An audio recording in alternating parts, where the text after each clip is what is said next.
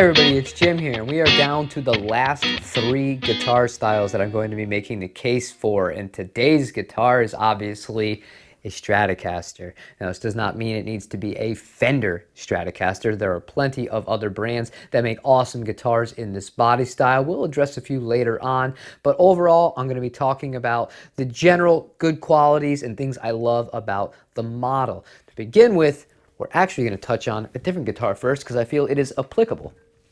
For a lot of guitar players, when they start, they begin with guitars like this. This was my first electric guitar I ever bought for myself. I was 16 years old. This is a Chinese-made Squier Affinity Stratocaster. I think it was like $65.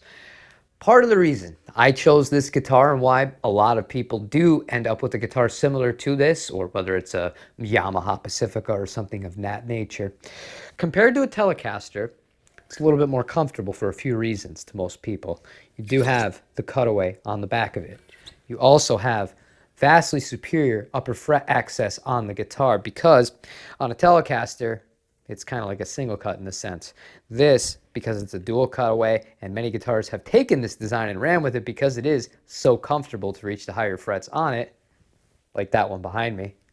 It's just something that works really, really well. Add in the fact that also compared to a Telecaster, you get an awesome tremolo system. It just makes for a very fun, very versatile instrument indeed. And on top of that, a very stable instrument, so you don't have to worry about the guitars going out of tune all that often once they're set up well. However, eventually, once I decided I really wanted to take guitar seriously, I upgraded the Squier to this 1982 Fender JV Stratocaster, and it's been with me ever since. So, talked about some of the comfort. We talked about how it's been a really, really great way for a potential beginner, and like myself at the time, to get into the instrument. Let's talk about the tones. Now, there are two in specific that nothing can match that this guitar can do. And I'm not talking about this specific JV, but any good Stratocaster or Stratocaster style instrument. The first is the neck pickup. And that's something you would have heard in the very opening clip to this video. You think about people like Stevie Ray Vaughan, people like Hendrix, people like even Gary Moore, when they use the neck pickup, it is more of like kind of like a lead and a blues machine. And it's so incredible at having this big, beefy nature to it. And even modern players like John Mayer take great advantage of that. It's one of my all-time favorite sounds. But to me, the thing that I love the most about this guitar has to do with my play style, and that's a lot of funk, the fourth position.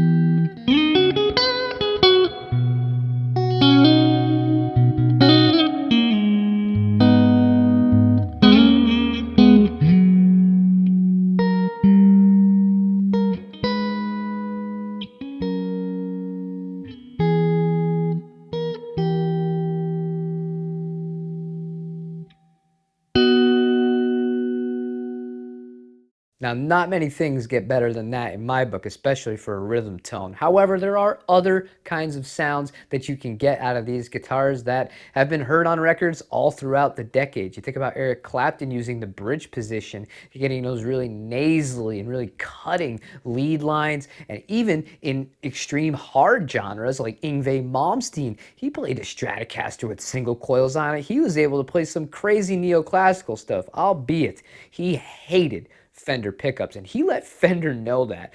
So, you know, he wanted his own aftermarket pickups in all of his guitars, but the point still remains. The body style, even with single coil pickups, this thing really can do almost anything that you throw at it. And the real argument here for potentially the best all-around instrument, and I see it made many times, it's a valid one if you ask me, is an HSS Stratocaster, meaning you would have a single in the neck, a single in the middle, so you could get the two things that I mentioned as being my favorites, the neck tone and the middle position tone, humbucker in the bridge, boom. All of a sudden that kind of nasally drive, if that's not your thing, you got something with a whole lot more girth to it.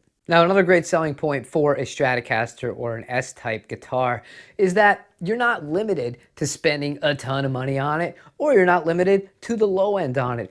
All of these amazing companies make something that is similar to this across the spectrum and with different kind of specs, different kind of flavors, while the core actual design remains the same. You got lower end companies like compound radius, stainless steel frets on it with an HHS. I mean, it's pretty cool. I think those are like 400 something dollars. Then you have some of the Japanese people who have made guitars like Fernandez, for example, like Billy Joe Armstrong. A lot of people think that guitar he was playing was a Fender all those years in the 90s. No, it was not. It was a Fernandez made in Japan Stratocaster, and it got the job done well enough. And I think, he's had a pretty decent career basing it off of that guitar to begin with here. However, there's no shortage of high end either. Places like Sir, pieces like Exotic, LSL, K-Line. There's a plethora of builders that make these awesome in case you don't want to go the Fender route. And if you do want to go the Fender route, one thing that's really going for you here in regards to the prices, you can get a great deal on one of these guitars used. You can still, to this day, pick up American-made Fender Stratocasters used for $800. Guys, if you are in the market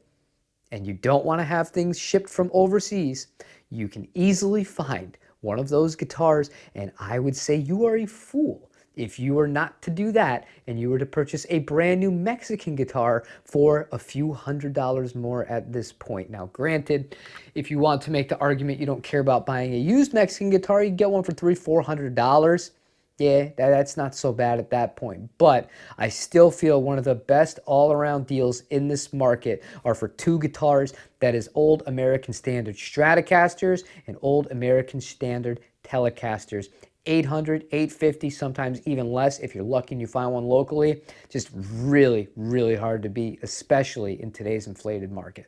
And that pretty much sums up the Fender Stratocaster, a very reliable, very versatile, very accessible guitar that more people in the world have played than maybe any other instrument over the years if you consider all of the variants that have been built on it. Next week, we're going to be going over the Les Paul, and I think you know what guitar will be last in this list. But I've had a lot of fun doing this. If you have any questions, any comments, anything you'd like to say about Strats or what you'd like to see going forward in the last two editions of this, feel free. Use that comment section down below. Let me know what's going on with that. Other than that, like the video if you enjoyed this, comment, subscribe, and I will see you on the next one. Take it easy, everybody.